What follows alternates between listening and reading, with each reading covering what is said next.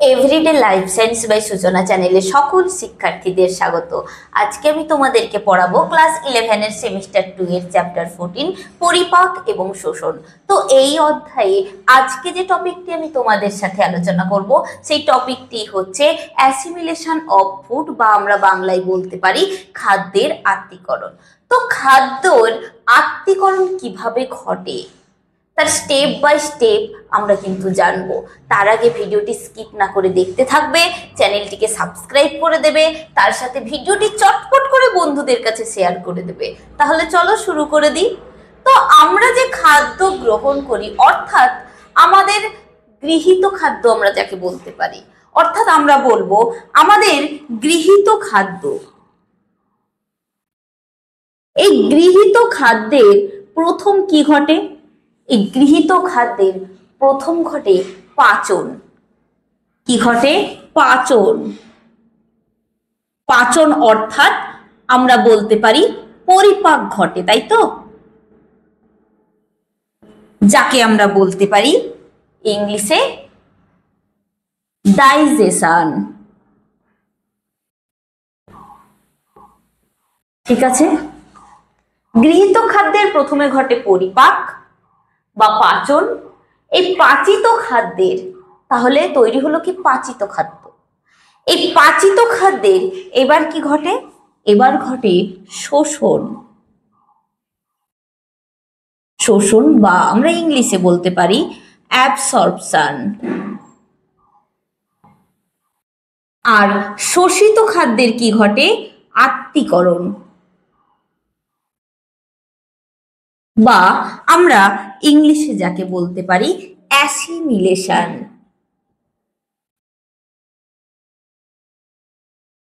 তো দেখো, এই যে গৃহীত খাদ্যের পাচন হলো, পাচিত খাদ্যের শোষণ ঘটলো, শোষিত খাদ্যের আত্তীকরণ ঘটলো, সেটি আমাদের সব ধরনেরই খাদ্য, অর্থাৎ কার্বোহাইড্রেট, প্রোটিন এবং ফ্যাট জাতীয় যে আমরা খাদ্য গ্রহণ করি, এই ধরনের খাদ্যেরই পাচন ঘটে, শোষণ ঘটে এবং তার আত্তীকরণ ঘটে। তো আজকে আমরা যে টপিকটি পড়ব সেই টপিকটি হচ্ছে এই আত্তীকরণ বা অ্যাসিমিলেশন। তো দেখো, এই যে গৃহীত খাদ্য পাচিত এবং শোষিত হওয়ার পর, কি বললাম? এই গৃহীত খাদ্যটা পাচিত এবং শোষিত হওয়ার পর কোথায় প্রবেশ করে? অ্যাসিমিলেশন বা আত্তীকরণের জন্য প্রবেশ করে ভিলাইতে। কোথায় প্রবেশ করে? ভিলাইতে। তো ভিলাইয়ে দুটি অংশ রয়েছে। কি কি অংশ রয়েছে? ভিলাইতে যে দুটি অংশ রয়েছে সেই দুটো অংশ হচ্ছে, প্রথমটি হচ্ছে রক্তবাহ, অপরটি হচ্ছে লসিকাবাহ। কি কি বললাম?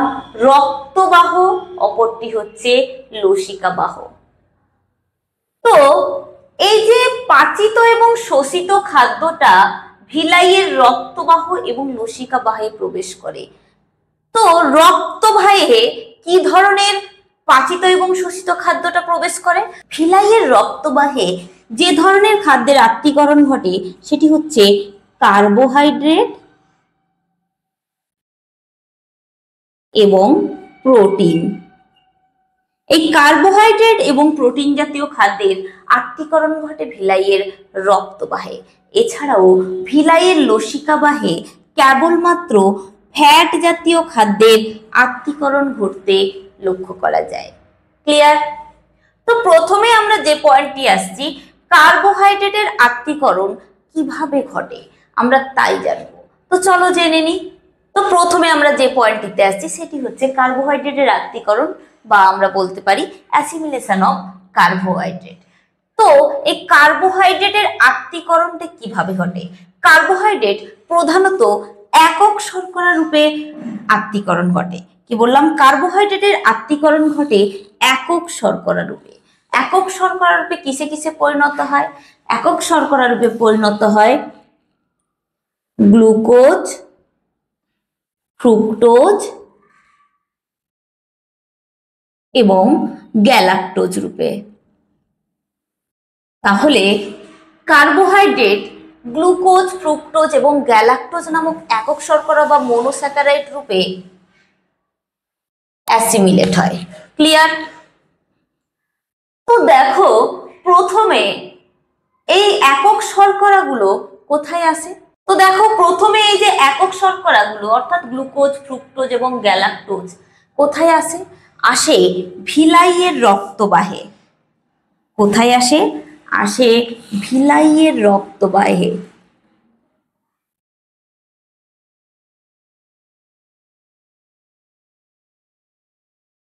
ভিলাইয়ের রক্তবাহ আসার পর এগুলো রক্তের সাথে মেশে। কার সাথে মেশে? রক্তের সাথে মেশে।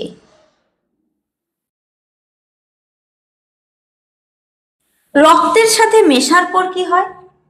এগুলো পোর্টাল সংবহনের মাধ্যমে, কার মাধ্যমে? পোর্টাল সংবহন। পোর্টাল সংবহনের মাধ্যমে কোথায় এসে পৌঁছায়? যকৃতে। তো এই যকৃতে যখন এসে পৌঁছায় তখন যকৃতে কি কি এসে পৌঁছালো? গ্লুকোজ, ফ্রুক্টোজ এবং গ্যালাক্টোজ। তো দেখো যকৃতে এই ফ্রুক্টোজ এবং গ্যালাক্টোজ উভয় মিলে পরিণত হয় গ্লুকোজে। তো এই গ্লুকোজ আবার কিসে পরিণত হয়? গ্লাইকোজেনে।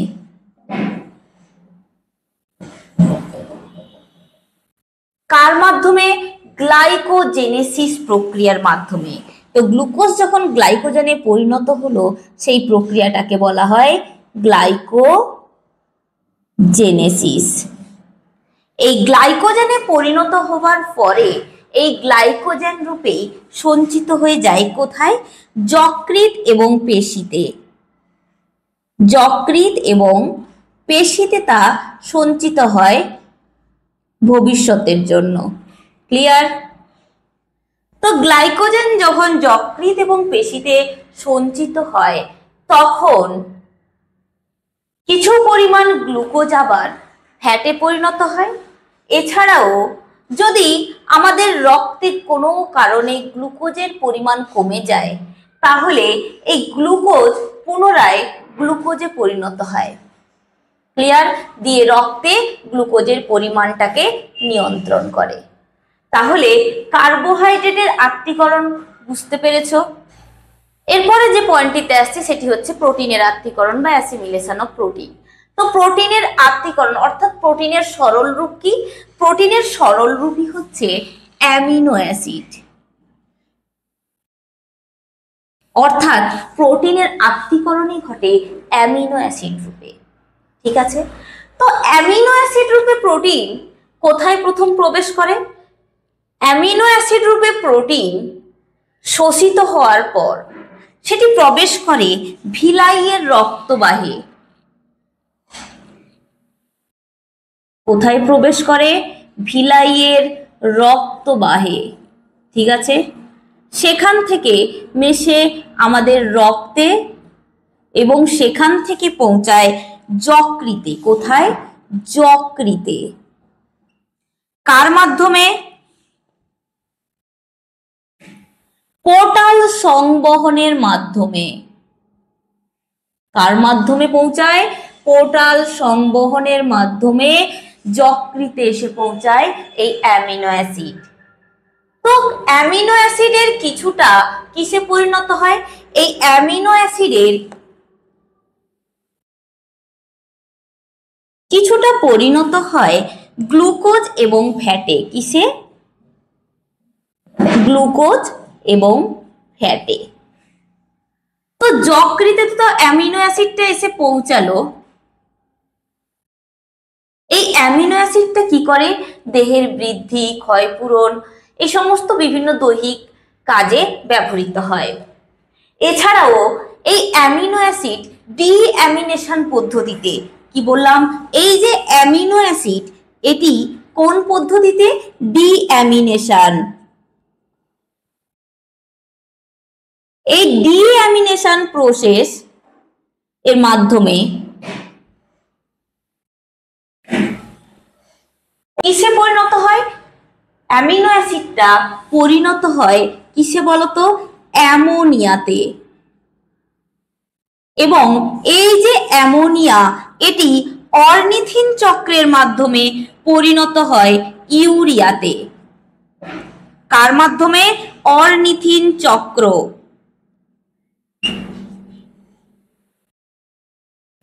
এই অর্নিথিন চক্র বা অর্নিথিন সাইকেলের মাধ্যমে পরিণত হয় ইউরিয়াতে, সর্বশেষে মূত্রের মাধ্যমে আমাদের দেহ থেকে বাইরে নির্গত হয়ে যায়। ক্লিয়ার? তাহলে অ্যামিনো অ্যাসিড ডিঅ্যামিনেশন পদ্ধতিতে, পদ্ধতি কি বললাম? ডিঅ্যামিনেশন প্রসেস বা ডিঅ্যামিনেশন পদ্ধতি। এই ডিঅ্যামিনেশন পদ্ধতিতে পরিণত হয় অ্যামোনিয়াতে। এই অ্যামোনিয়াটা অর্নিথিন চক্রের মাধ্যমে, অর্থাৎ যকৃতেই অর্নিথিন চক্রের মাধ্যমে ইউরিয়াতে পরিণত হয় এবং পরে তা মূত্রের মাধ্যমে আমাদের দেহের বাইরে নির্গত হয়। এটি হচ্ছে প্রোটিনের আত্তীকরণ পদ্ধতি বা অ্যাসিমিলেশন অফ প্রোটিন। এরপরে যে পয়েন্টটিতে আসছি সেটি হচ্ছে ফ্যাটের আত্তীকরণ বা অ্যাসিমিলেশন অফ ফ্যাট। তো এই ফ্যাটের আত্তীকরণ কিভাবে ঘটে? ফ্যাট, আমরা জানি ফ্যাটের সরল রূপ হচ্ছে কি বলতো? ফ্যাটি অ্যাসিড, এবং আরেকটি রূপ হচ্ছে গ্লিসারল।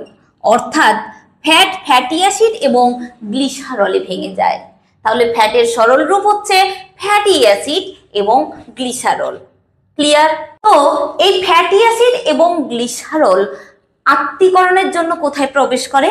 আত্তীকরণের জন্য প্রবেশ করে ভিলাইয়ের লসিকা বাহে।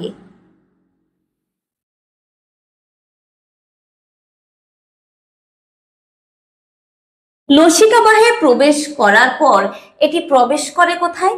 এটি প্রবেশ করে আমাদের রক্তস্রোতে। এবার রক্তস্রোতের থেকে পৌঁছায় আমাদের বিভিন্ন কলা কোষে। ক্লিয়ার?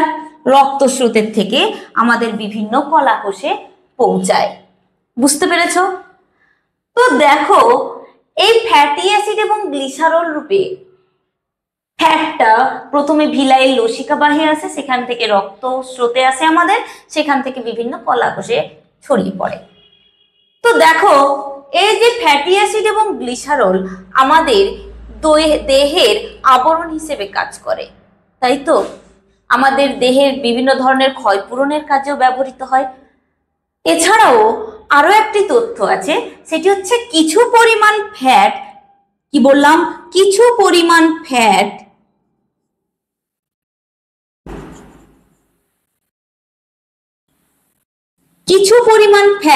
কিসে পরিণত হয়? পরিণত হয় কার্বোহাইড্রেট এবং প্রোটিনে।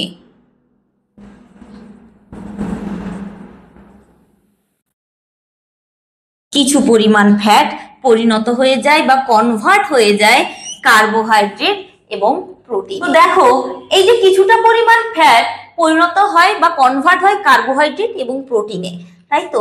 তো এই ফ্যাট কোথায় সঞ্চিত থাকে? ফ্যাটটা সঞ্চিত থাকে আমাদের চামড়ার নিচে বা ত্বকের নিচে। তো এই ফ্যাটের কাজ কি বলতো? এই ফ্যাটের কাজ হচ্ছে আমাদের দেহে এনার্জি প্রদান করা, অর্থাৎ শক্তি উৎপন্ন করা, তার সাথে ভবিষ্যতের খাদ্য সঞ্চয়ের ভান্ডার হিসেবে কাজ করা। ক্লিয়ার? তাহলে ফ্যাটের আত্তীকরণ এখানেই কমপ্লিট করছি। তাছাড়া ভিডিওটাও এখানে কমপ্লিট করছি।